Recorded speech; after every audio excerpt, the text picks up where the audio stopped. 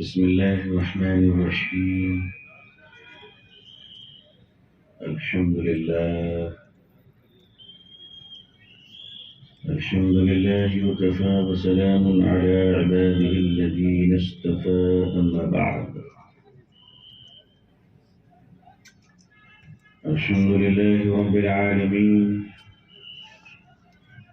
والعاقبة للمتقين، والصلاة على رسوله محمد وعلى آله وأصحابه أجمعين. رب اشرح لي صدري ويسر لي أمري واحلل عقدة من لساني يفقهوا قولي. رب يسر ولا تعسر وتمم بالخير. رب زدني علما اللهم ربي زدني علما والحقني بالصالحين. فأعوذ بالله من الشيطان الرجيم. بسم الله الرحمن الرحيم. يدخلون في دين الله أفواجا. صدق الله العظيم وصدق رسوله النبي الأمي الكريم. اللهم صل على سيدنا محمد وعطرته بعدد كل معلوم لك. اللهم صل على سيدنا محمد عبدك ورسولك وعلى المؤمنين والمؤمنات والمسلمين والمسلمات. حضرات علماء کرام، بزرگان محترم، نوجوانان اسلام، عزیزان گرامی، سامعین نظام، عمائدین علاقہ، تاریخ لکھی بھی جاتی ہے اور تاریخ بنائی بھی جاتی ہے. زمانے کا مورخ کام کرنے والوں کو لباس عزت اور وقت کو گنوانے والوں کو لباس سیاہ عطا کرتی ہے. اسپین میں اندلس کا سکوت غرناطہ ہمیں یہ بتاتا ہے، وہ تاریخ ہم سے یہ کہتی ہے کہ جب ابو عبیدہ اس کا آخری حکمراں تباہی اور بربادی کے بعد اپنی بوڑھی ماں کو لے کر اپنے ہی شہر سے در بدر کر دیا جاتا ہے تو پہاڑ کی چوٹیوں پر بیٹھ کر وہ روتا ہے، ہچکیاں مارتا ہے، سسکیاں لیتا ہے، کہتا ہائے یہ کیسی ذلت، یہ کیسی رسوائی، یہ کیسی تباہی.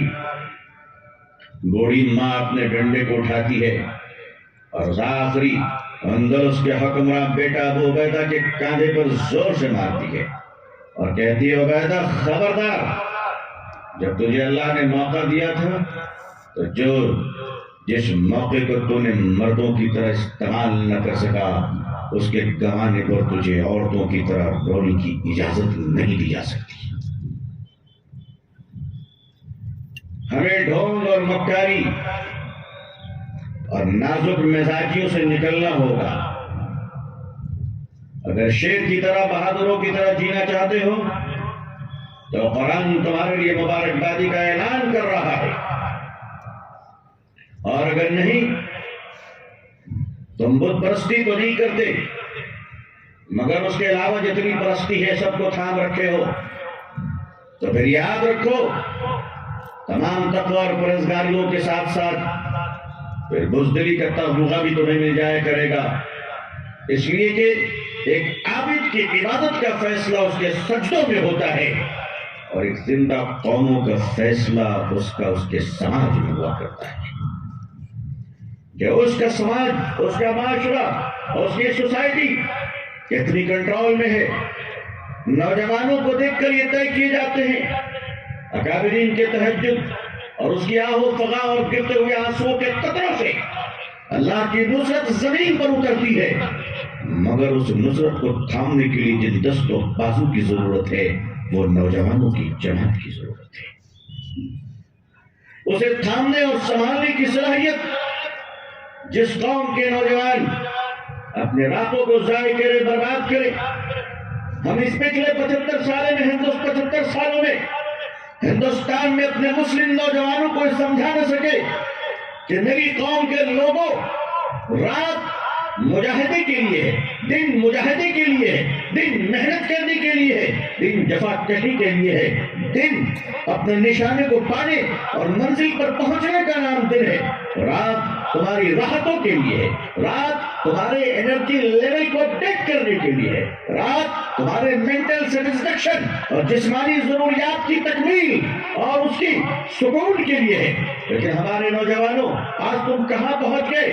کیا قاضی ابن رشد کی بحث جو اسپین اندلس کے رہنے والے تھے، وقت کے پادری سے بحث ہوتی ہے، وقت کا پادری ابن رشد سے کہتا ہے، اے ابن رشد، ثقافت میں، تہذیب میں، کلچر میں، اسٹیٹس میں ہمارا علاقہ تمہارے علاقے سے بہتر ہے۔ ابن رشد نے بڑا پیارا سا جواب دیا تھا اور فرمایا، ہاں پادری تم صحیح کہتے ہو، اسی لیے ہمارے علاقے میں جب کوئی گویہ مرتا ہے تو اس کے ڈھولک طبلے بکنے کو تمہارے علاقے جاتے ہیں، اور تمہارے علاقے میں جب کوئی دانشور مرتا ہے، جب کوئی انٹلیکچوئل مرتا ہے، جب صاحب علم و فراست مرتا ہے تو اس کی کتابیں بکنے کو ہمارے علاقے آتی ہیں۔ یہ زمانہ تھا، یہ تاریخ رہی، لیکن آج ہم اپنے ملک میں دیکھ رہے ہیں، اس ہندوستان میں جن نوجوانوں کے دست و بازو میں ملک کا مقدر ہے، قوموں کی تقدیریں ہیں، جس ملک کے نوجوانوں کے ہاتھوں میں انقلاب لانا ہے کہ اسے اس دیش میں رہتے ہوئے اپنے دین کی رکشا کرنی ہے، اپنے ایمان کی رکشا کرنی ہے، اپنی بہو بیٹی اور بہن کی رکشا کرنی ہے، ساتھ ہی ساتھ اسے اس وشال دیش بھارت کی حفاظت کرنی ہے، چاہے وہ چائنا کی بری نظر ہو یا پاکستان کی بری نظر ہو۔ اگر اس سے لڑنے کو جب تم نے سرحدوں پر قربانیاں دی تھی، وہ شاملی کا میدان تمہارے خون کے قطروں کی گواہیاں دے رہا ہے۔ مسلمانوں، آج تم بتا کیوں نہیں دیتے کہ اگر بھارت کو کبھی خطرہ ہوا تو ہم بھی اپنے مدرسوں سے، مسجدوں سے، ماؤں کی گود سے بچوں کو کفن پہنا کر ملک کی حفاظت کے لیے آج بھی دینے کی جرأت رکھا کرتے ہیں۔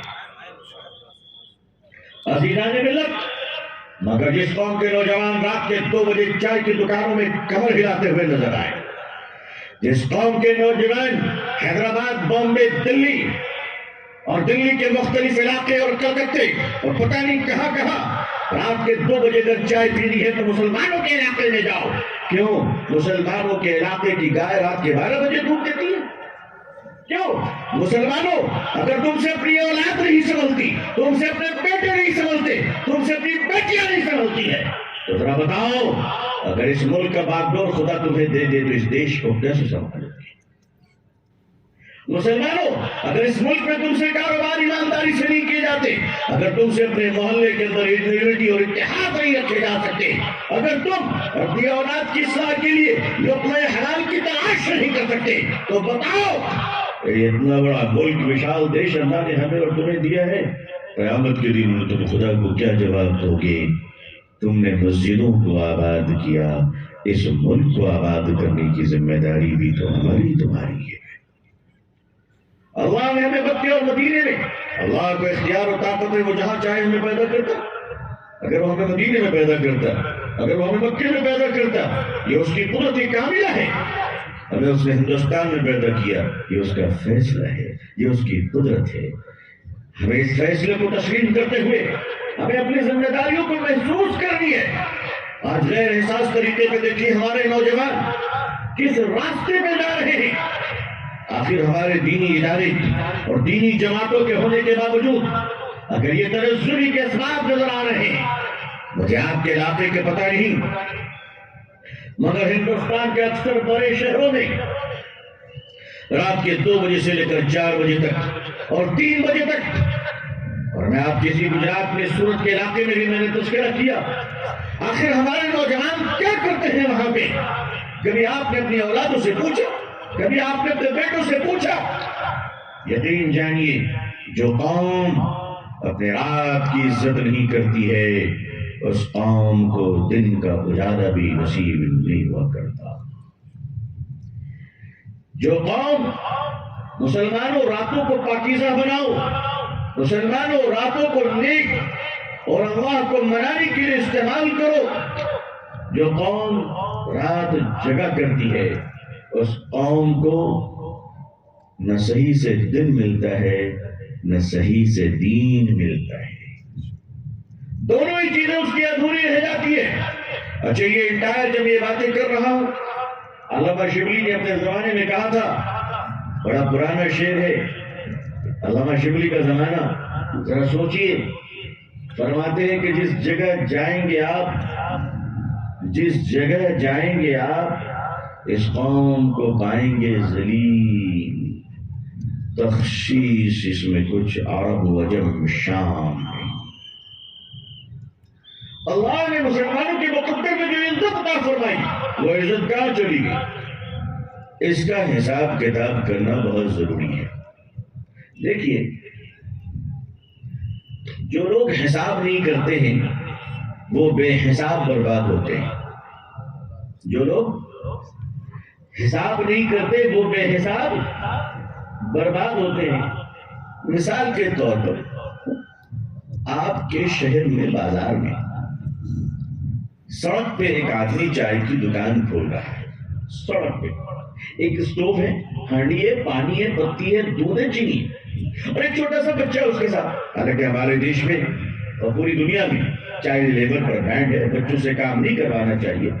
بچوں کا کام کرنا نہیں ہے، ان کا کام تو پڑھنا ہے اور اپنے آپ کو فٹ کرنا ہے۔ ہم اپنے بچوں پہ دھیان دیں، لیکن سوچئے کہ بوڑھا باپ اپنے چھوٹے بیٹے کے ساتھ سڑک کے کنارے چائے بنا رہا ہے اور چائے بیچ رہا ہے۔ آپ جانتے ہیں کہ چائے بیچنا کمال کی چیز ہے، ہر ایک کو چائے بیچنا نصیب نہیں ہے۔ کچھ لوگ ہوتے ہیں جو چائے بیچ کر نوکری لگ جاتی ہے۔ ہاں یہ سب کوئی معمولی چیز نہیں کہ ہر آدمی چائے بیچ لے، چائے اس کے لیے بڑا مانگنا پڑتا ہے۔ اب وہ آدمی چائے بیچ رہا ہے، شام کے وقت میں جب وہ گھر جاتا ہے، وہ غریب، وہ مزدور، تو سچ بتائیے شام میں وہ بیٹھ کر حساب کرتا ہے کہ نہیں کرتا ہے؟ حساب یہ کرتا ہے کہ پتی کتنی خرچ ہوئی، شکر کتنا استعمال ہوا، دودھ کتنا لگایا گیا، ہم نے کمایا کتنا، گنوایا کتنا، گلاس بچے کتنے، گئے کتنے، بولیے حساب ہوتا ہے نا؟ اسٹوو میں تیل کتنے لگائے گئے، کتنے کا خرچ ہوا، کتنے کی چائے بیچ ہوئی تھی اور کتنے میں نے پیسے کمائے۔ ایک مزدور سڑک کے کنارے جو چائے بیچتا ہے وہ بھی روزانہ شام میں اپنا حساب کرتا ہے۔ مسلمانوں 75 سالوں سے ہم لوگ بھی کام کر رہے ہیں، اپنے کام کا حساب کیوں نہیں کرتے؟ اپنے کام کا حساب کیوں نہیں کرتے کہ آخر ہم لوگ کام کر رہے ہیں، اس کا رزلٹ کیا ہے؟ مسلمانوں کا کام ایک بہت بڑا کام رہا کہ تجارت کے میدان میں ہو، صنعت و خدمت کے میدان میں ہو، ایگریکلچر کے میدان میں ہو، سرحد پہ فوجی کے جوان کی شکل میں ہو، وہ جہاں بھی رہے وہاں رہ کر اپنے ایک مورل اسٹرکچر، اپنے کردار اور اپنے کیریکٹر کو وہ اس طرح سے دنیا کے سامنے رکھتا ہے جیسے اندھیرے میں کوئی چراغ رکھ دیتا ہے، اندھیرے میں کوئی دیا جلا دے۔ ایک مسلمان جہاں رہتا ہے وہ اس طرح رہتا ہے یا اس طرح رہنا چاہیے جیسے اندھیرے میں چراغ روشن ہے۔ اب ظاہر ہے کہ جب آپ یہ کوالٹی پرووائڈ نہیں کریں گے اور آپ ان ضرورتوں کو جب پوری نہیں کریں گے تو آپ آہستہ آہستہ ضائع ہو جاتے ہیں۔ جب تک قلم سے لکھا جا رہا ہے ہم لکھ رہے ہیں، جب قلم لکھنے کے قابل نہیں تو وہ کچرے کا حصہ بن جاتا ہے۔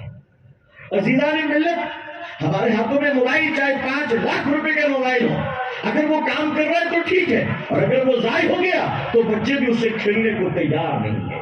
میرے بزرگوں ایک بات یاد رکھیے گا کہ گھر میں جتنا کچرا ہے اسے ایک جھاڑو سے صاف کیا جا سکتا ہے، لیکن جھاڑو کے تنکے اگر بکھر جائیں تو وہ کچروں کو صاف نہیں خود ایک کچرا بن جایا کرتا ہے، وہ خود ایک کچرا بن جایا کرتا ہے۔ میں آپ سے یہ تو نہیں کہوں گا آپ کیا بن گئے، مگر آپ اپنا محاسبہ کیجئے کہ جس کام کے لیے آپ دنیا میں بھیجے گئے تھے، اگر وہ کام آپ نہیں کریں گے تو آپ ویسٹیج کہلائیں گے. اور ویسٹیج شو روم میں نہیں جایا کرتا، کباڑی کی دکان میں جایا کرتا ہے. بنی ہوئی چیزیں، کام آنے والی چیزیں شو روم میں بکا کرتی ہیں، اور بیکار کی چیزیں کباڑی کی دکان میں جایا کرتی ہیں، تاکہ اسے ریسائیکل کر کر کسی قابل بنایا جا سکے. میرے بزرگوں، اس جہاں میں نہ موسم کا قصور ہے، نہ لوگوں کا قصور ہے، نہ حکومت کا قصور ہے. وہ سارے قصور کنارے رکھو. آؤ ہم یہ طے کریں کہ اس وقت پوری دنیا میں انسانوں کی آبادی کتنی ہے. 700 کروڑ. لوگ کہتے ہیں کہ پوری دنیا کی آبادی 7 ارب ہے. 700 کروڑ آبادی ہے پوری دنیا میں. اس پوری دنیا کی 700 کروڑ کی آبادی میں ایک سوال جائز ہے نا کہ مسلمان کتنے ہیں؟ بالکل لاجیکل کوشچن ہے. ہر کمیونٹی کو یہ فریڈم ہے کہ وہ اپنا سینسس تیار کرے. ابھی بہار میں جناب نتیش کمار صاحب ذات برادری کی بنیاد پر حساب کتاب کر رہے تھے، کورٹ نے بھی روک دیا. ہر ایک کو، ہر آدمی کچھ نہ کچھ کرتا ہے. ہمیں بھی اپنا سروے کرنا چاہیے. میں تو کہتا ہوں کہ مسلمانوں کو اپنی زکات کا بھی سروے کرنا چاہیے کہ وہ زکات کہاں جا رہی ہے اور اس کا استعمال کیا ہو رہا ہے، بینیفٹ کیا ملنی چاہیے تھی، کیا نہیں ملتا.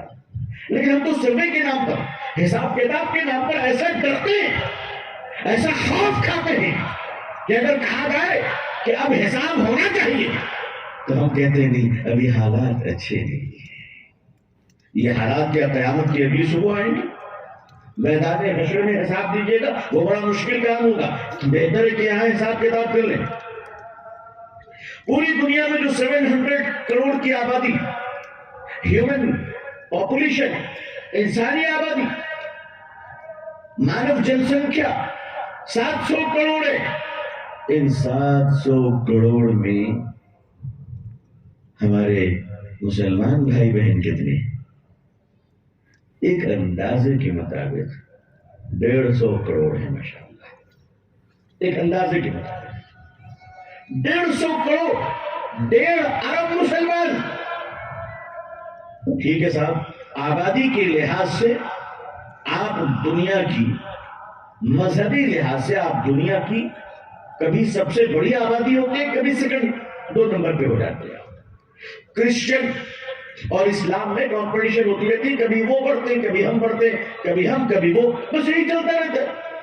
لیکن آئیے، دنیا کی پوری آبادی میں 150 کروڑ دنیا میں مسلمان ہیں. آبادی کے لحاظ سے تو ماشاءاللہ ہم سفیشینٹ ہیں، الحمدللہ، کوئی کمی نہیں. اللہ کا شکر ہے، بھارت میں بھی مالک نے بہت اچھا رکھا ہے. اللہ تعالیٰ بھارت کو سب و شاداب رکھے، اللہ خوش رکھے، ہندوستان کو آباد رکھے. دیش ہمارے 2 گھر ہیں بزرگوں، ہمارے 2 گھر ہیں. ایک چھوٹا گھر ہے، ایک بڑا گھر ہے. چھوٹا گھر وہ ہے جہاں ہم رہتے ہیں، ہمارے خاندان والے رہتے ہیں، ہمارے بیوی بچے رہتے ہیں، ہمارے ماں باپ رہتے ہیں. وہ ہمارا چھوٹا گھر ہے. دیکھو، چھوٹے گھر میں اگر کچھ گڑبڑ ہو گیا تو اسے سنبھالا جا سکتا ہے، اسے کنٹرول کیا جا سکتا ہے. لیکن ہمارا جو بڑا گھر ہے، اس گھر کا نام بھارت ہے، ہندوستان ہے. ہمارا چھوٹا گھر بڑے گھر میں رہتا ہے. چھوٹے گھر میں گڑبڑ ہوگا اس کو سنبھال لیا جائے گا، لیکن بڑے گھر میں اگر گڑبڑ ہو گئے تو چھوٹا گھر پھر کسی کا بچ نہیں پائے گا. اس لیے ہم سب کی ذمہ داری ہے کہ ہم اپنے چھوٹے گھر کی بھی حفاظت کریں اور بڑے گھر کی بھی رکشا کریں گے انشاءاللہ. اور وہ تو آپ کرتے ہی ہیں الحمدللہ. کیا کہنے، میں جب راستے پہ چلتا ہوں تو میں دیکھتا ہوں کہ واقعی صاحب دیش کی ایسی سوچھتا ابھیان میں لوگوں نے ایسا اپنا حصہ ادا کیا ہے، لوگوں نے ایسا اس دیش کی سیوا کی ہے کہ گٹکا کھا کے تھوکا ہے تو 1 لیٹر تھوکا ہے. امریکن کوبرا جب زہر پھینکتا ہے تو 2 میٹر تک پھینکتا ہے. وہاں کا کوبرا جتنا پھینکتا ہے ہمارا گٹکا خور اس سے زیادہ پھینکتا ہے. یہ ہم دیش کی سیوا کر رہے ہیں اور یہ ہمارے نوجوان تو آبادی کے لحاظ سے اگر آپ 150 کروڑ ہیں ماشاءاللہ تو آپ آبادی کی شکوہ تو کر نہیں سکتے. اللہ تعالیٰ نے اچھا خاصا پروڈکشن دیا الحمدللہ. اب آئیے حکومت کے لحاظ سے اس کی بھی الحمدللہ کوئی کمی نہیں ہے. آپ کے پاس 57-58 ممالک آپ کے اپنے جہاں آپ کے اپنے حکمران، جہاں کا وزیر اعظم مسلمان، جہاں کا صدر مسلمان. دولت کی بات کر لیجئے تو پیٹرول اور ڈیزل اور تیل کا سمندر آپ کے قدموں کے نیچے ہے، سونے کا پہاڑ آپ کے ہاتھ میں ہے، دولت کی کوئی کمی نہیں ہے. آپ کے ایسے مسلم بادشاہ ہیں جو سونے کے جہاز میں اڑتے ہیں. ارے وہ تو بہت بڑی چیز ہے. بعض ہمارے محترم تو سونے کے بیت الخلاء میں استنجا فرماتے ہیں. ایسے بھی لوگ ہیں. اب پتہ نہیں ان کا استنجا کہاں جاتا ہوگا، مجھے نہیں معلوم. نالی میں ہی جاتا ہے کیونکہ سونے سے دھل کر جاتا ہے تو 100 ٹن بھسم کہلائے گا. آپ بتائیے، آپ کے پاس نہ آبادی کی کمی ہے، نہ دولت کی کمی ہے، نہ حکومت کی کمی ہے، نہ خزانے کی کمی ہے. پھر کمی کہاں ہے کہ ہم ڈے بائی ڈے ڈکلائن ہوتے چلے جا رہے ہیں، تنزلی کی طرف جا رہے ہیں، زوال کی طرف جا رہے ہیں. تو میرے بزرگوں، کمی یہ ہے کہ 150 کروڑ مسلمانوں کی بھیڑ میں اگر نہیں ہے تو 313 مسلمان نہیں ہے. کمی ان 313 مسلمانوں کی ہے جنہوں نے جھوٹ کی دنیا میں انقلاب برپا کر دیا اور صداقت کا سر بلند فرما دیا. جنہوں نے امانت داری، دیانت داری، بھائی چارگی، محبت، مانوتا، دیا، مایا، کرونا، چھما، محبت، پیار، معافی، درگزر، عفو کے ساتھ انہوں نے دنیا میں ایسا ڈنکا بجایا کہ وہ جو دشمن تھا سینکڑوں میل دور میں جو گالیاں دے رہا تھا، قریب آ کر کہتا ہے یہ چہرے چومنے کے لائق ہیں، دھول ڈالنے کے لیے نہیں ہے. وہ 313 مسلمان جن کی تربیت نبی کریم صلی اللہ علیہ وسلم نے فرمائی، اور 313 مسلمانوں کو ایسا بنایا گیا جنہوں نے پوری دنیا میں توحید کا ڈنکا بجایا، رسالت کا ڈنکا بجایا، صداقت کا ڈنکا بجایا، امانت داری کا ڈنکا بجایا. مسلمانوں، اس دنیا میں تمہاری بھیڑ تو ہے، تجارت کی گلیوں میں تم نظر تو آتے ہو لیکن تمہاری تجارت میں اسلام نظر نہیں آتا. تمہاری بھیڑ تو نظر آتی ہے لیکن تمہاری بھیڑ میں اخلاق نظر نہیں آتا. مسجدیں آباد تو ہے سجدوں سے مگر دل ناآشنا ہے خدا کی محبت سے. ایک مسلمان جس کو دیکھنے کو دنیا ترس رہی ہے. میری قوم کے لوگوں، یہ دنیا پوچھ رہی ہے مسلمان کہاں ہے، مسلمان کہاں ہے. آپ اس دنیا کو مسلمان پیش کرو گے انشاءاللہ.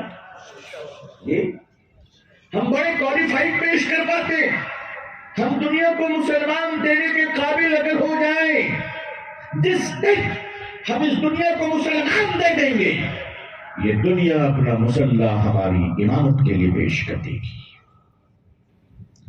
مسلمان کیوں نہیں دے پا رہے ہیں اس دنیا کو؟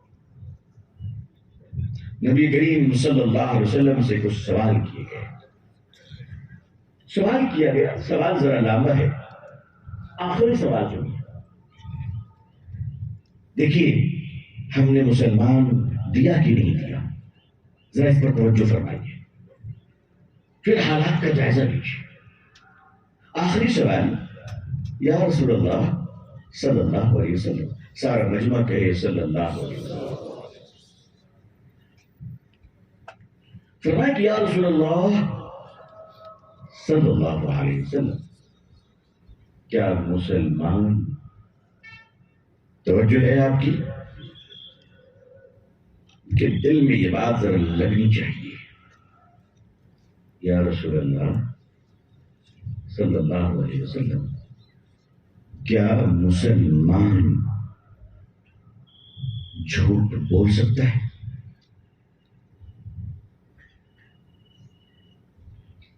رک جائیے،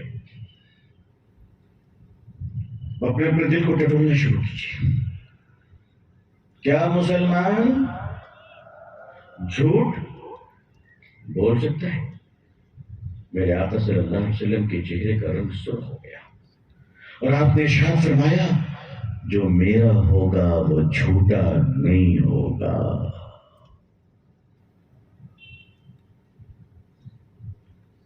مسلمان آج سے جھوٹ بولنا کم کر دے، بند کر دے. میں یہ نہیں کہہ رہا ہارٹ اٹیک ہو جائے گا.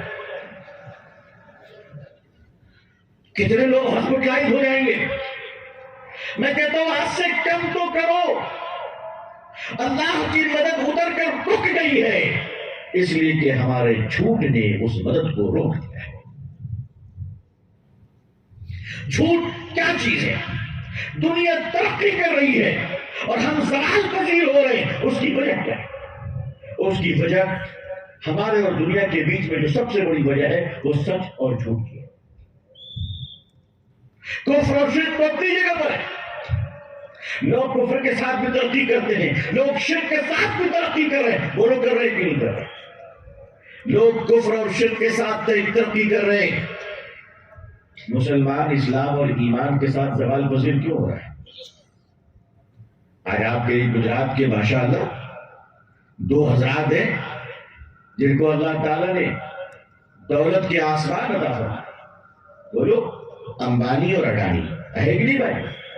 یہ امبانی اور اڈانی دونوں گجرات کے اور ماشاءاللہ بہت مالدار ہے. اب آپ دعا کیجئے کہ تیسرے نمبر پہ اللہ امبانی اڈانی ہو گیا ہے، اب رحمانی کا نمبر ہے انشاءاللہ. بھائی آپ لوگ دعا دو. میں آپ سے تو نہیں مانگ رہا ہوں، میں اللہ سے مانگ رہا ہوں. تو جس رب کے خزانے نے ان کو دیا ہے وہی رب کے ہمیں نہیں دے سکتا. آپ غور فرمائیے کہ مسلمانوں کی رکاوٹ جو سب سے بڑی رکاوٹ ہے وہ مسلمانوں کی جھوٹ ہے. مسلمان دنیا کے ہر شعبے میں جھوٹ بول رہا ہے. اگر اکابر علماء مجھے معاف کر دیں تو میں آپ سے بات کہنے کی جرات کروں کہ دین کا مجھے وہ ایک شعبہ بتاؤ جس میں مسلمان جھوٹ نہیں بول رہا ہے. بڑی عجیب بات میں نے آپ سے کہی ہمت کر کے.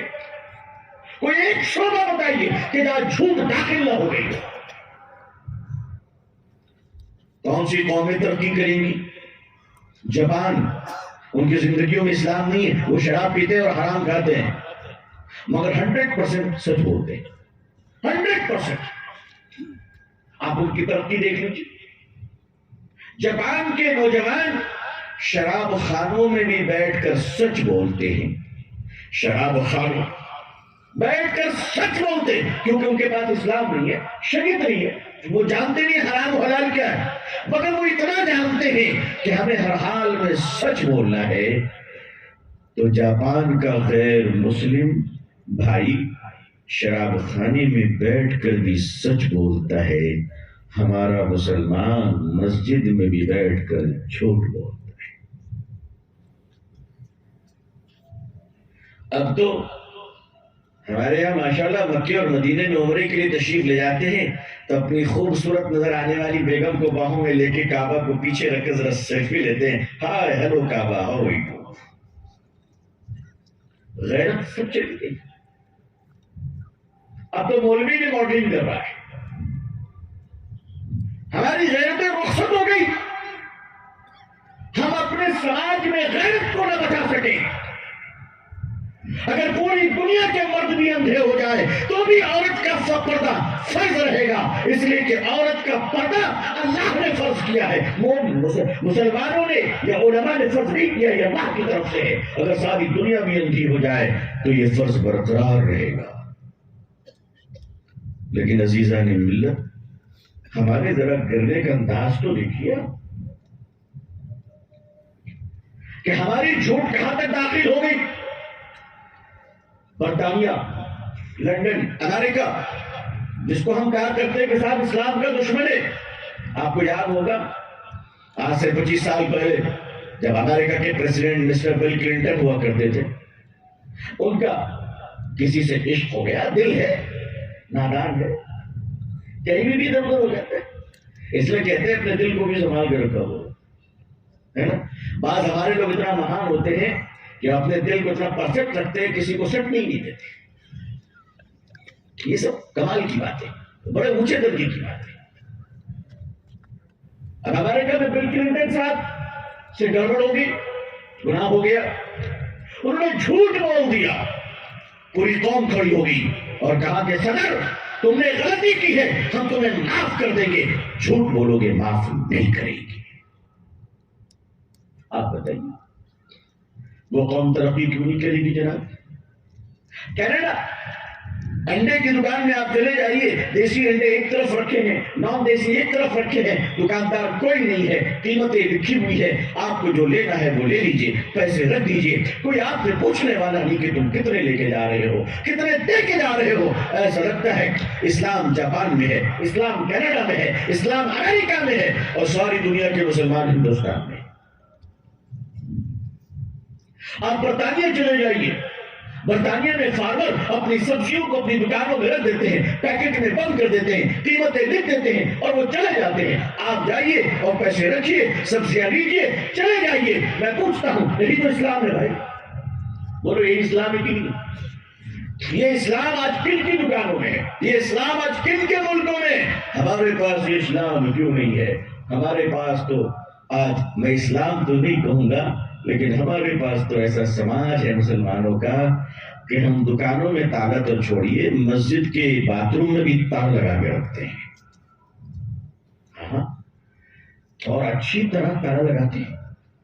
ایسا لگتا ہے کہ بہادر شاہ ظفر جاتے جاتے ہندوستان کا خزانہ مسجدوں کے باتھ روم میں چھپا کر گئے تھے. آخر کیوں؟ آخر ہماری مسجدوں میں، آپ کے یہاں تو نہیں، آپ کے علاقہ تو بڑا اچھا ہے ماشاءاللہ، لیکن آپ دوسرے شہروں میں چلے جائیں، آپ مسجد کے باہر اپنے جوتے چھوڑ دیں، اپنی چپل چھوڑ دیں، آپ جائیے نماز پڑھ کے فارغ ہوئیے، انشاءاللہ ادھر نماز بھی قبول، ادھر جوتا بھی قبول. یہ ہمارے ایمان کا ٹیمپریچر ہے. آپ اندازہ کیجئے کہ ہماری مسجدوں میں اگر ہمارے مال محفوظ نہیں ہے تو ہمارا ایمان اور مال کوئی کام محفوظ رہے گا. ہم نے کیسے سماج تیار کیا، ہم نے کیسے ماحول تیار کیا. میں ایک مسجد میں گیا، گرمی کا زمانہ تھا، کسی صاحب نے واٹر کولر لگایا تھا تاکہ آنے جانے والے نمازی ٹھنڈا پانی پی سکے. اس میں گلاس رکھے ہوئے تھے، گلاس اٹھایا، اس میں زنجیر بندھی ہوئی تھی. ہم نے یا اللہ اس میں زنجیر کیوں بندھی ہوئی ہے؟ گلاس ہے کوئی آتنکواد ہے کیا ہے؟ تو اس گلاس سے تو پوچھ نہیں سکا، مگر وہ گلاس مجھ سے کہہ رہا تھا کہ میری بدھی ہوئی زنجیر سے تو مسلمانوں کے کیریکٹر کا اندازہ لگا کہ مسلمانوں کا کیریکٹر کون چلا گیا. اور آپ کہتے ہیں ہمارے حالات کیوں خراب ہو رہے؟ میں اس کے آگے بیان نہیں کروں گا، ورنہ یہ جو میڈیا میں ریکارڈنگ ہو رہی، سوشل میڈیا، کل سے طوفان مچ جائے گا ہندوستان میں. میرے پاس وہ سچائیاں ہیں کہ اگر میں بتا دوں تو اچھے اچھے جبوں و دستار کو سوچنا پڑے گا کہ کام کیسے شروع کیا جائے. میں واقعات کو لے جانا نہیں چاہتا، میں لطیف اشاروں سے گزر رہا ہوں کہ آخر ہندوستان میں ہم کر کیا رہے ہیں.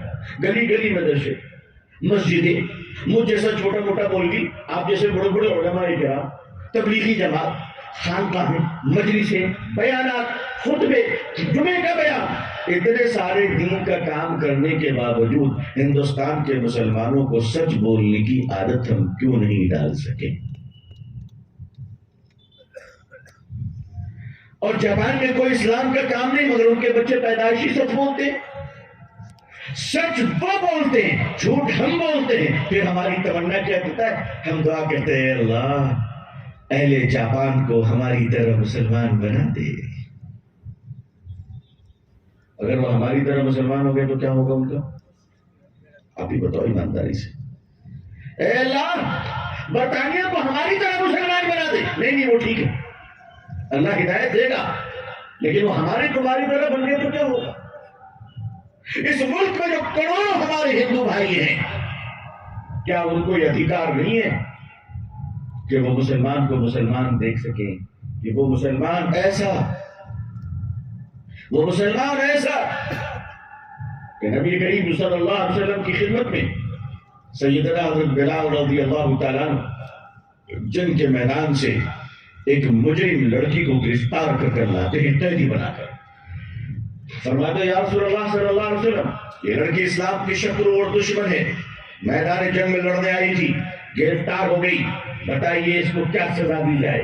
میرے آقا صلی اللہ علیہ وسلم نے دیکھا بچی کے جسم پہ جو کپڑے ہیں وہ پھٹ گئے ہیں، آپ نے اپنی چادر اتاری اور پیش فرما دیا، فرمایا بلال اس بیٹی کو اڑا دو۔ حضرت بلال رضی اللہ تعالیٰ عنہ نے ذرا اچھی طرح سے کہا یا رسول اللہ صلی اللہ علیہ وسلم، چادر آپ کی مبارک مقدس چادر ہے، یہ لڑکی مسلمان نہیں ہے، اس چادر کو کیا کیا جائے؟ میرے آقا نے فرمایا بلال اس لڑکی کو میری چادر اڑا دو، اس لیے کہ بیٹی بیٹی ہوتی ہے چاہے کسی کی بھی ہو۔ مسلمانوں، بھارت کی مہیلائیں بیٹیاں کیا یہ جان نہیں سکتی کہ مسلمان تو جا رہا ہے مگر تیری نظروں میں مصطفیٰ کا حیا کیوں نہیں ہے؟ صلی اللہ۔ اب تو 70 سال کا بوڑھا بھی چشمہ دیکھ کے اوپر نیچے کرتا ہے، اور اگر صحیح سے نظر نہ آئے تو کہتے دور کا دکھ نہیں رہا، شیشہ بدلوانا پڑے گا، بڑے میاں شیشہ نہیں کیریکٹر ٹھیک کرنے پڑیں گے۔ دوسروں کے ماں بہنوں کی عزت کرنا سیکھیے۔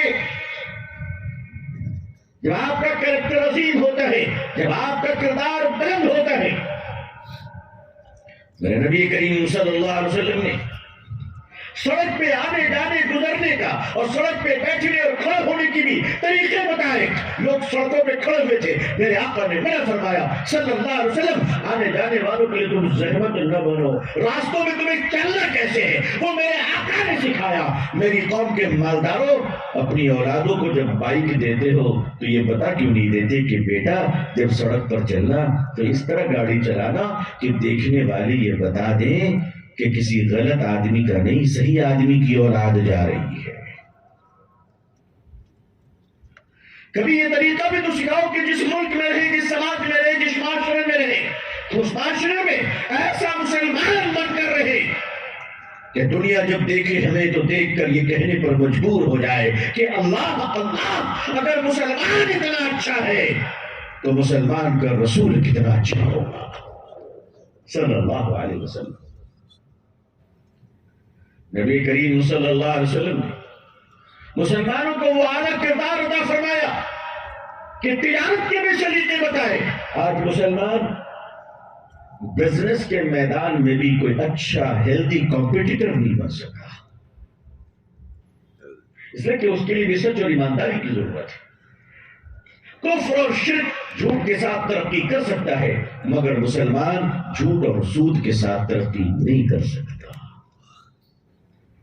مسلمانوں کو اگر بڑا بزنس مین بننا ہے تو اسے سچائی داخل کرنی ہوگی اور ایمانداری داخل کرنی ہوگی۔ اللہ کے نبی صلی اللہ علیہ وسلم ہفتے میں ایک دن بازار جایا کرتے تھے اور بازار میں کاروبار کرنے والوں کے حالات پوچھا کرتے تھے۔ سیدنا عمر رضی اللہ تعالیٰ عنہ ایک بار مارکیٹ تشریف لے گئے، آپ نے دیکھا کہ ایک نیا نوجوان بزنس میں ہے، آپ نے اس سے ملاقات کی، فرمایا تم کب سے ہو؟ تو اس نے کہا میں 2-4 دنوں سے ہوں۔ آپ نے ارشاد فرمایا تم نے بزنس سیکھا ہے، بزنس مینجمنٹ کیا ہے، بزنس کا طریقہ معلوم ہے تمہیں؟ اس نے کہا نہیں۔ کہا دکان بند کرو، مسجد نبوی میں جاؤ، وہاں حضرت عبدالرحمن بن عوف کی مجلس میں جا کر بیٹھو تاکہ تمہیں پتہ چلے کہ بزنس کیسے کیا جاتا ہے۔ ایک بے ایمان اور جھوٹا مسلمان کاروباری صرف مسلمان کو نہیں بلکہ پورے اسلام کو بدنام کرتا ہے، پورے اسلام کو بدنام کر دیتا ہے۔ ایک مسلمان جب اللہ تعالیٰ اس میں خوبیاں عطا فرماتے، جب وہ کردار ٹھیک ہوتا ہے۔ سیدنا حضرت عمر فاروق رضی اللہ تعالیٰ عنہ کا زمانہ ہے، آپ امیر المومنین ہیں، عمرہ کرنے کے غرض سے آپ مکہ تشریف لا رہے ہیں۔ بہت سارے مدینے کے مسلمان آپ کے ساتھ ہو گئے کہ امیر المومنین کے ساتھ عمرہ کریں گے۔ جیسے ہم لوگ اگر کوئی اللہ والے تشریف لے جاتے ہیں عمرہ میں تو ہماری خواہش ہوتی ہے کہ ہم ان کے ساتھ چلیں تاکہ ان کی مستجاب اور مقبول دعاؤں پہ ہم آمین کہنے کا اللہ ہمیں موقع عطا فرمائے۔ سیدنا حضرت عمر فاروق رضی اللہ تعالیٰ عنہ مکہ المکرمہ آ رہے تھے، مدینہ منورہ سے ایک بڑی جماعت آپ کے ساتھ ہو گئی۔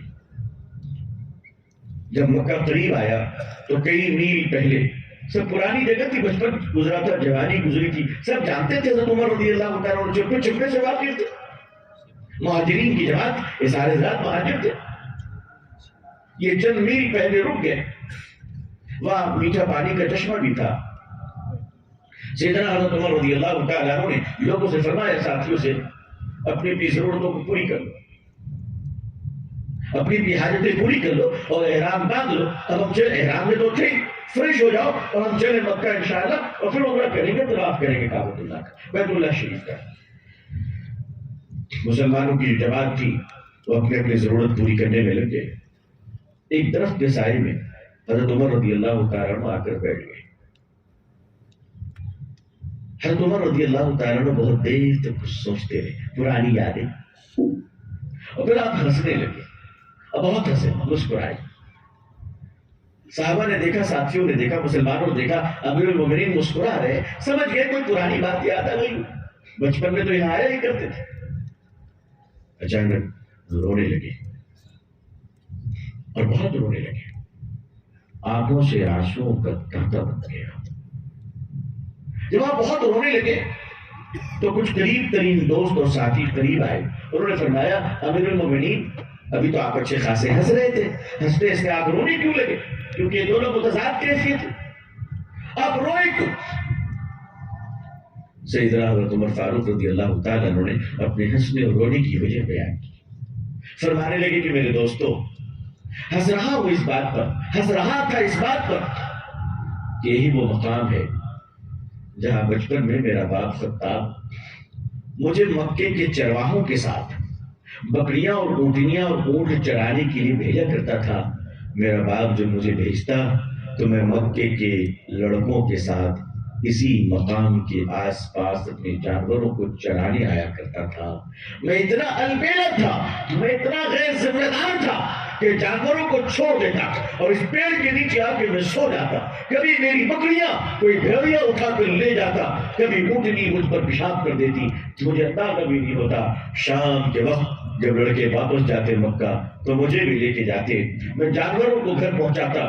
میرا باپ بکریوں کی ریوڑ کی گنتی کرتا تو بکریاں کم ہوتی، اور جب میرے جسم کو سونگھتا تو پیشاب کی بدبو ملتی تھی۔ میرا باپ خطاب میرے سر کے بالوں کو پکڑ کر مجھے مارتا تھا اور کہتا تھا، اے عمر، تو جیسا ناکارہ اولاد میں چھوڑ کر اگر گیا تو مکے کے لوگ مجھے تان ماریں گے کہ خطاب جانور تو پالا تھا، بچے کو بھی جانور ہی بنا کے چھوڑ دیا۔ فرمانے لگے، لوگوں، ہنس رہا ہوں اس بات پر کہ جب تک خطاب کا بیٹا تھا بکریاں نہیں سنبھلتی تھی، اونٹ نہیں سنبھلتے تھے۔ آج رو رہا ہوں اس بات پر کہ جب سے نبی کریم صلی اللہ علیہ وسلم کا غلام بن گیا، جب سے آپ کی تربیت میں آ گیا، باپ کی تربیت میں تھا، جانور سنبھلتے نہیں تھے، مصطفیٰ کے آغوش میں آ گیا، اللہ نے دنیا چلانے کا سلیقہ سکھا دیا۔ کہ آج چھوٹے بڑے ممالک 3000 ملک حضرت عمر ہینڈل کر رہے ہیں، اور ایک ہی اعلان فرما رہے، عمر نے سچ کو نافذ کیا تھا، اور ایسا نافذ کیا سچ کو کہ جو لوگ اسلام نہیں بھی مانتے تھے ان کو بھی جھوٹ بولنے کی ہمت نہیں ہوتی تھی۔ سیدنا عمر رضی اللہ تعالیٰ عنہ، آپ جانتے مشہور واقعہ ہے کہ آپ رات میں پہرا دے رہے، ایک گھر سے آواز آئی ہے، ماں نے بیٹی سے کیا کہا، دودھ میں پانی ملا دے۔ خیر آپ لوگ کے بھی دودھ کا کاروبار ہے، خیر آپ لوگ تو شدھ دودھ بیچتے ہوں گے، کہ دودھ میں پانی ملا دو۔ بیٹی نے انکار کر دیا کہ نہیں ملاؤں۔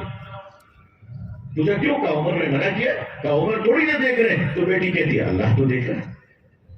اس ایمان کو، یہ قوت ایمانی سے حضرت عمر بڑے متاثر ہوئی رضی اللہ تعالیٰ، اور گھر میں آئے اور اپنے ایک بیٹے کو تیار کیا۔ مختصر واقعہ ہے کہ بیٹے کا نکاح اس لڑکی کو کر دیا۔ آپ نے فرمایا کہ اللہ تعالیٰ کوئی ایسی اولاد ہمیں عطا فرمائے گا جو اسلامی شریعت کو زمین پر نافذ کرنے کے لائق بنے گا، تو اس بیٹی سے ایک اور بیٹی ہوئی، حضرت عمر کی پوتی، اور اس پوتی سے ایک اور لڑکا ہوا۔ اسی لڑکے کو دنیا حضرت عمر بن عبدالعزیز کہتی ہے۔ حضرت عمر بن عبد العزیز رحمۃ اللہ علیہ جو سلیمان بن عبد الملک کے داماد اور آپ کی بیوی بادشاہ کی بیٹی ہے،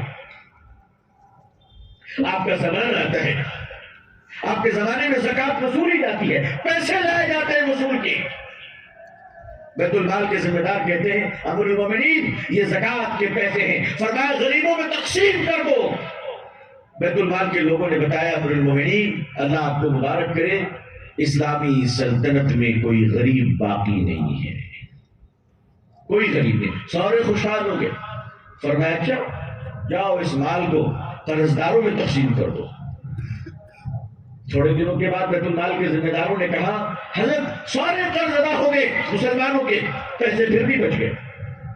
فرمایا اچھا علم کے کام کرنے والوں کو دے دو، جو لوگ علوم دینیت کے کام کرتے، فرمایا ان کو بھی دے دیا پھر بھی بچ گیا۔ فرمایا اچھا ایک کام کرو، ہمارے یہاں جو غیر مسلم ہے، نان مسلم ہے، یہود و نصارہ، ان کے قرض ادا کرنے میں اس مال کو خرچ کر دو۔ فرمایا حضرت وہ بھی ہو گیا، پیسے پھر بھی بچ گئے، پیسے پھر بھی بچ گئے۔ اخیر میں ایک اور بات، گرچہ کہ مجھے کسی مستند کتاب میں اس کا حوالہ نہیں ملتا ہے، لیکن میں عرض کر دیتا ہوں کہ اخیر میں فرمایا کہ جاؤ ان پیسوں سے گیہوں اور چاول کی بوریاں لے کر آؤ تاکہ ہم اپنی سلطنت کے پہاڑوں پہ ڈال دیں، تاکہ مسلم سلطنت میں کوئی پرندہ بھی بھوکا نہ رہ جائے۔ اگر اس کا حوالہ نہیں بھی ہے، لیکن ہم اس جذبے سے انکار نہیں کر سکتے کہ عمر بن عبدالعزیز کے جذبے کیا تھے رحمت اللہ علیہ۔ یہ مسلمانوں کی تربیت ہے، یہ مسلمانوں کی ٹریننگ ہے کہ مسلمانوں کو کس طرح کام کرنا ہے۔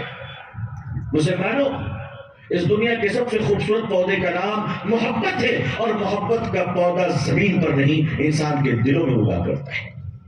آج اتنا بڑا مجمع یہ طے کرے کہ انشاءاللہ پہلے ہم اپنے سماج سے اور پھر پورے دیش سے بھکاری مکت کریں گے انشاءاللہ۔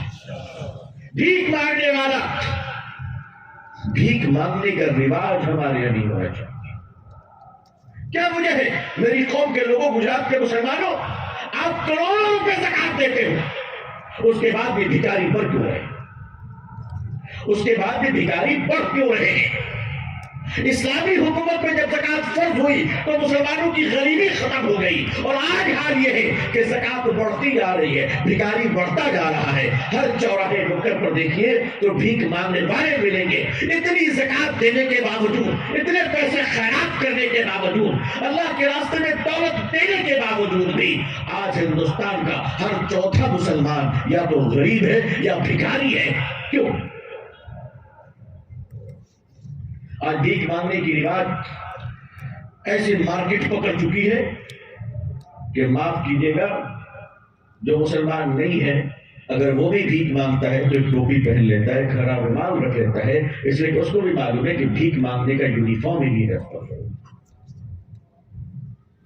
آخر یہ وجہ کیا ہمارے معاشرے میں، ہمارا معاشرہ اتنا نیچے کی طرف کیوں جا رہا ہے؟ حضرت سیدنا عمر فاروق رضی اللہ تعالیٰ عنہ راستے سے گزر رہے تھے، آپ نے دیکھا کہ آپ کی حکومت میں ایک آدمی بھیک مانگ رہا ہے، آپ سواری سے نیچے اتر گئے اور فرمایا کہ اللہ، میری عمارت اور سلطنت میں کوئی بھیک مانگے کوئی انسان، اسلام بھیک مانگنے کا تصور نہیں کر سکتا۔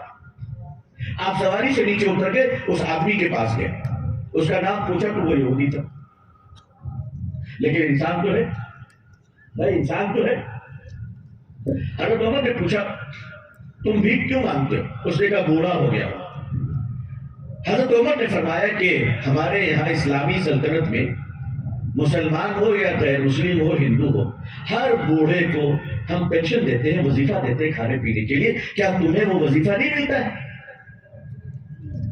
اس نے کہا ملتا ہے۔ کہا پھر تم بھی کیوں مانگ رہے ہو؟ سوال بڑا صحیح ہے۔ اس نے کہا کہ میں بوڑھا ہو گیا ہوں، جو وظیفہ مجھے ملتا ہے وہ میرے لیے تو کافی ہے، لیکن سال میں اسلامی حکومت کو جو مجھے ٹیکس دینی پڑتی ہے، اس ٹیکس کو ادا کرنے کے لیے میرے پاس پیسے نہیں، اس لیے میں بھیک مانگ رہا ہوں۔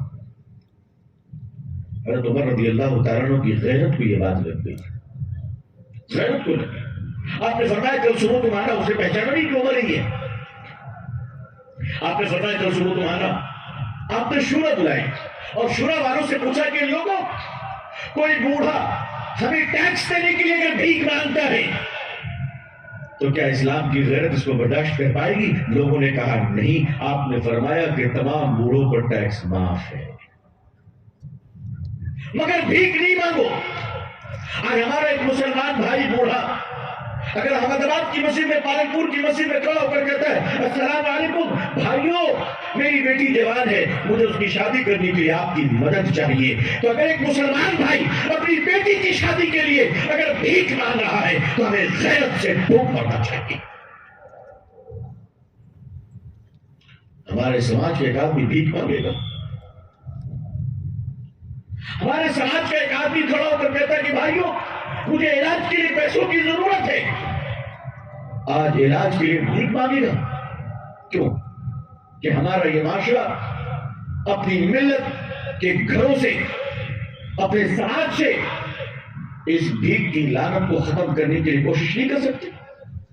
آپ ہر مسجد میں بیت المال کھولیں، آپ کی ہر مسجد مدینے کی مسجد کا ماحول قائم کریں، آپ کی مسجد میں بیت المال ہو اور آپ یہ طے کیجیے کہ آپ کی مسجد آگے 40 پیچھے 40 داہنے 40 بائیں 40 گھر یعنی 160 مکانات یا اس سے زیادہ اس سے کم، اس کا مرکز مسجد کمیٹی اس کی کفیل.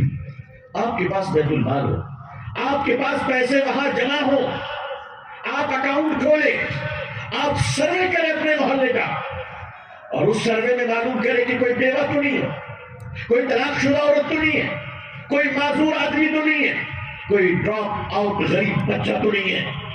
اگر ہے تو اس کی پینشن اس کا خرچ آپ کی مسجد سے جائے گا، بچے کی تعلیم کا خرچ آپ کی مسجد سے جائے گا.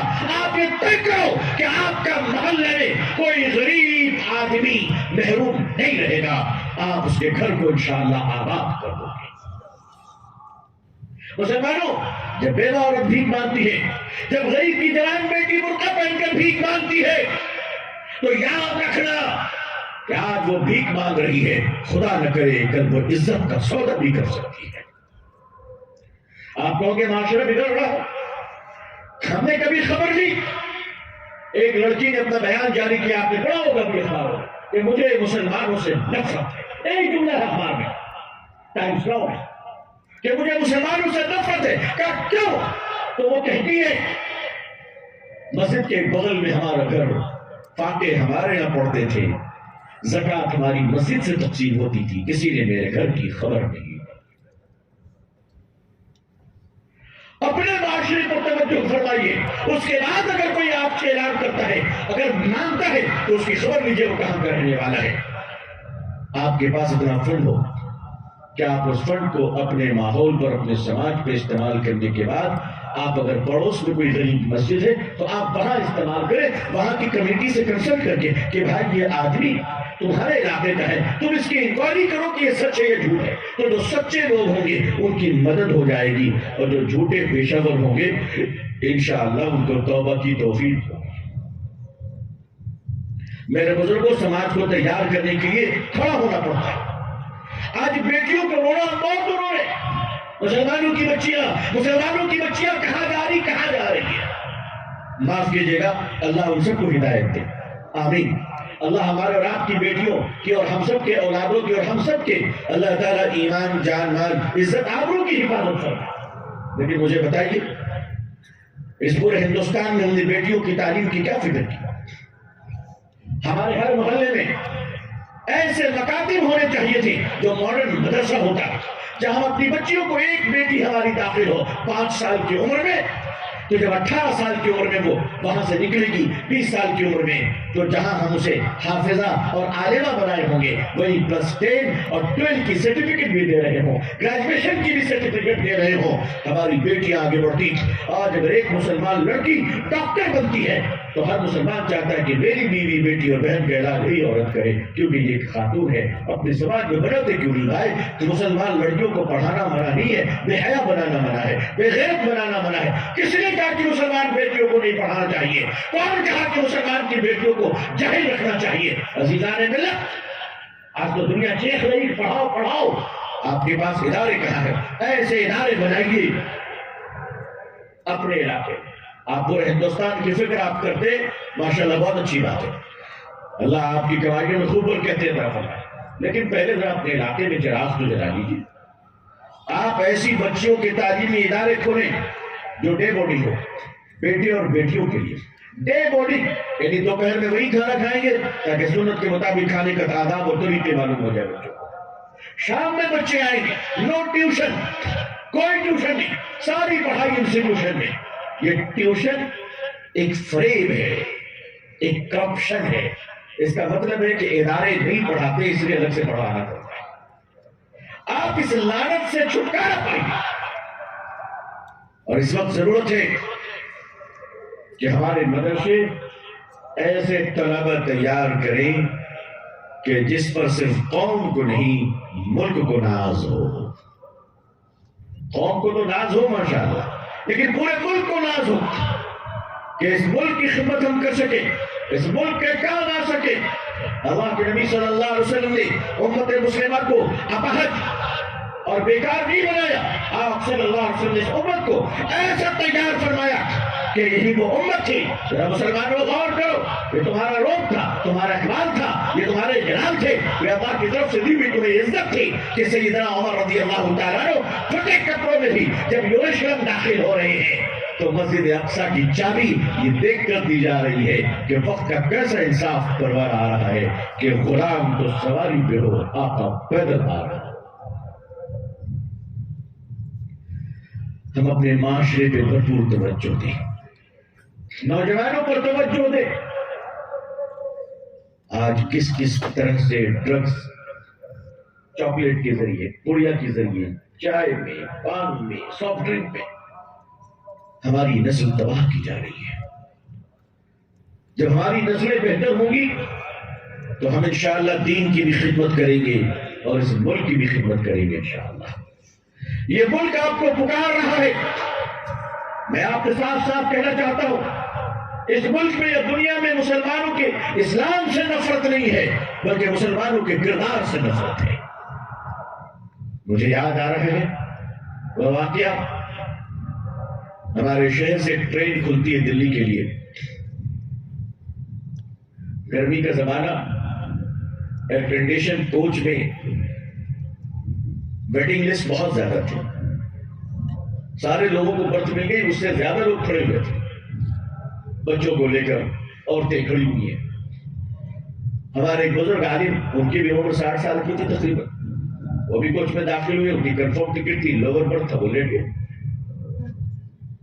آرام سے بیٹھے ہوئے اور آس پاس لوگوں کو بٹھا لیا ہوا. ایک دوسرے مذہب کے بڑے سوامی جی، ان کی بھی عمر 70-72 سال تھی، وہ بھی چڑھے. ان کے پاس بھی ٹکٹ تھی مگر برتھ کنفرم نہیں تھا. وہ کانپ رہے تھے اور گرمی کی وجہ سے پسینے سے شرابور تھے. انہوں نے دائیں بائیں دیکھا. ایسے وقت میں کوئی کسی کو یاد نہیں کرتا. ساری عقیدت و محبت دھری کے دھری رہ جاتی ہے. خیر، مولانا کی نظر پڑی. مولانا کھڑے ہوئے، سوامی جی کو لے کر برتھ میں بٹھایا، کہا کہ آپ یہاں بیٹھیے، آرام سے بیٹھیے، آپ کی جو سیوا ہو وہ ہم کریں گے. پانی پلایا، سب کچھ کیا. رات ہوئی، مولانا چادر بچھا کے نیچے لیٹ گئے اور سوامی جی کو اپنے برتھ پہ لٹا دیا. سوامی جی کہنے لگے ایسے انیائے نہ کیجیے، آپ کا برتھ آپ اوپر لیٹے، میں نیچے لیٹتا ہوں. وہ بھی اچھے آدمی تھے. مولانا نے کہا کہ آپ میرے پتا سمان ہیں، آپ دھارمک آدمی ہیں، آپ اس سے بڑے ہیں، اگر آپ نیچے لیٹ جائیے گا تو مجھے ڈر ہے کہ میرا رب کہیں خدا مجھ سے ناراض نہ ہو جائے. آپ اوپر آرام کریں. بہرحال وہ اوپر لیٹ گئے. ہمارے ایک جذبہ ہوتا ہے بڑوں کے پاؤں دبانے کا، ایک جذبہ ہوتا ہے. مولانا کی بھی عادت تھی، رات میں آہستہ سے ان کے پاؤں دبانے لگے، وہ شرمندہ ہو گئے. انہوں نے خیر کہا کہ آپ ایسے نہ کیجیے. بات ختم ہو گئی. صبح کے وقت میں اسٹیشن آ گیا جہاں سوامی جی کو اترنا تھا. جب اسٹیشن میں وہ اترنے لگے تو مولانا ان کے تھیلے جھولی لے کر دروازے تک گئے. وہ جہاں وہاں گئے تو اترنے سے پہلے بہت سارے لوگ آئے ہوئے تھے.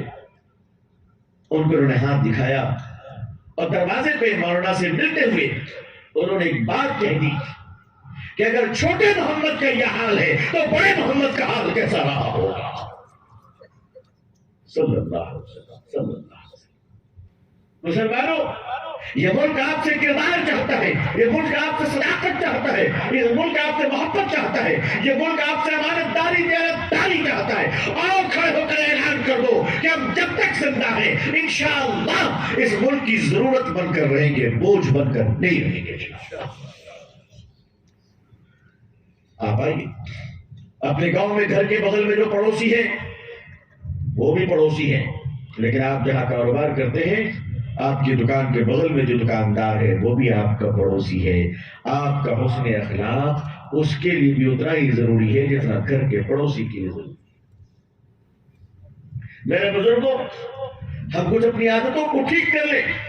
میرے نوجوانوں، میں آپ کو آغاز کرتا ہوں، دیتا ہوں، ایک گٹکا سے توبہ کرو، پان بیڑی سگریٹ سے اپنے آپ کو بچاؤ، نشے سے، اور رات کو ضائع نہ کرو. یہ جو ہماری قوم کے نوجوان رات کے 2 اور 3 بجے تک اپنی جوانی اور قیمتی وقت کو ضائع کر رہے ہیں، یہ نہ اپنے گھر کے لائق ہیں نہ اپنے ملک کے لائق ہیں. اللہ سے دعا کر دیجئے کہ اللہ تعالیٰ پوری دنیا میں ہم سب کو اسلام کی عزت دیکھنا نصیب فرمائے. اللہ تعالیٰ اقوام عالم اور اہل ہندوستان کے دلوں میں اسلام کے لیے اور مسلمانوں کے لیے جذبہ محبت و احترام پیدا فرمائے. اللہ تعالیٰ ہمیں اور آپ کو، پوری امت مسلمہ کو، عزت، عافیت، سلامتی، خیر و خوشحالی، صحت اور تندرستی کے ساتھ اللہ ہم سب کو اسلام پہ زندگی، ایمان پر خاتمہ نصیب فرمائے. میں آپ تمام اور اس پورے مجمع کا، منتظمین کا میں بہت شکر گزار ہوں. آپ سے درخواست کرتا ہوں اپنی دعاؤں میں ہمیں یاد رکھیے گا. اللہ تعالیٰ سلامت رکھے. اللہ تعالیٰ اس ملک کو بھی، بھارت کو بھی محفوظ رکھے اور دیش میں امن و سلامتی عطا فرمائے. آمین یا رب العالمین. آخر دعوانا الحمدللہ رب العالمین. والسلام علیکم ورحمۃ اللہ وبرکاتہ.